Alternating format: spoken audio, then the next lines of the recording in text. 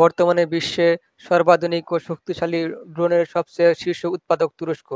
Ottoman আধিপত্য বিস্তারে মুসলিম প্রধান দেশগুলোর অন্যতম পরাশক্তি দিনে দিনে নিজেদের সামরিক শক্তি নিয়ে যাচ্ছে ধরাছোঁয়ার বাইরে। বেশ সাশ্রয়ী হওয়ার উন্নত দেশগুলোর প্রতিরক্ষায় ভরসা হয়ে উঠছে তুরস্ক। 2004 সালে মিলিটারি ট্রেনিং এগ্রিমেন্ট স্বাক্ষরের পর বাংলাদেশ প্রতিরক্ষার জন্য তুরস্কের সামরিক সরঞ্জাম আমদানি করেছে।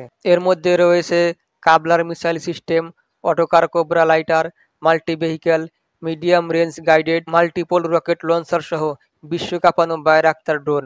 105 ও 155 মিলিমিটারের আর্টিলারি শেল উৎপাদনের প্রযুক্তি বাংলাদেশকে হস্তান্তরের মাধ্যমে নজির স্থাপন করেছে তুরস্কের প্রতিরক্ষা কোম্পানি। সন্ত্রাসবাদ দমনেও বাংলাদেশকে সহায়তার চুক্তি করেছে তুরস্ক।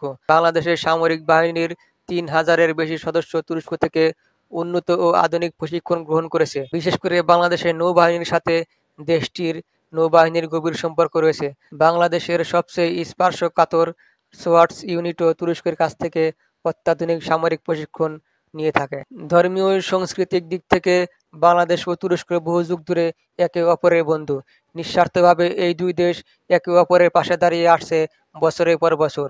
স্বল্প ব্যয়ে বাংলাদেশের সামরিক খাতকে আধুনিক ও শক্তিশালী করার ভরসা হয়ে উঠেছে এরদোয়ানের দেশটি, যেখানে সমরাস্ত্র কেনার ক্ষেত্রে বিভিন্ন দেশ নানা ধরনের কঠিন শর্ত দেয়, সেখানে এরদোয়ানের তুরস্ক তার উল্টো। তুরস্ক থেকে এর মধ্যে বাংলাদেশ পেয়েছে বায়রাক্তার টিবি-2 ড্রোন ও টাইগার মিসাইলের মতো শক্তিশালী সমরাস্ত্র।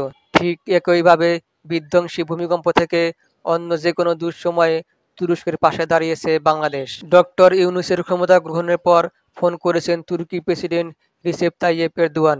তুরস্ক সফরের আমন্ত্রণের পাশাপাশি দিয়েছিলেন সহায়তারও আশ্বাস। পরিবর্তিত ও চ্যালেঞ্জিং এই ভূ-রাজনৈতিক প্রেক্ষাপটে তুরস্কের সাথে সম্পর্ক জোরদারের মাধ্যমে বাংলাদেশ হয়ে উঠতে পারে সামরিক ও কূটনৈতিক শক্তিতে আরও প্রভাবশালী। ওসমানী ও খিলাফতের দেশ তুরস্কের প্রতি মুসলিম প্রধান বাংলাদেশের সমর্থন বহু যুগের পুরনো। বিভিন্ন মাধ্যমে জানা যায়, চট্টগ্রামে জাহাজ নির্মাণ অঞ্চল থেকে 17 শতকে অটোমান সামরিক সাম্রাজ্যের প্রয়োজনীয় সব জাহাজ সরবরাহ করা হয়েছিল। এমনকি অটোমান সুলতানরা যে পাগড়ি পরতেন তার জন্য বাংলাদেশ থেকে নেওয়া হতো বিখ্যাত মসলিন কাপড়। সামরিক অংশীদারিত্বে বাংলাদেশ তুরস্ক সম্পর্ক দ্রুত ছড়িয়ে যাচ্ছে। ইতিমধ্যে তুরস্ক বাংলাদেশকে অনেক অস্ত্র দিয়েছে, তার মধ্যে উল্লেখযোগ্য বায়রাক্টার টিবি-2 ড্রোন, যা ভারতের সীমান্তে মোতায়েন করা হয়েছে। বর্তমানে ডক্টর ইউনূস সরকার তুরস্কের কাছ থেকে আরও নতুন সামরিক অস্ত্র কেনার জন্য চুক্তি করেছেন।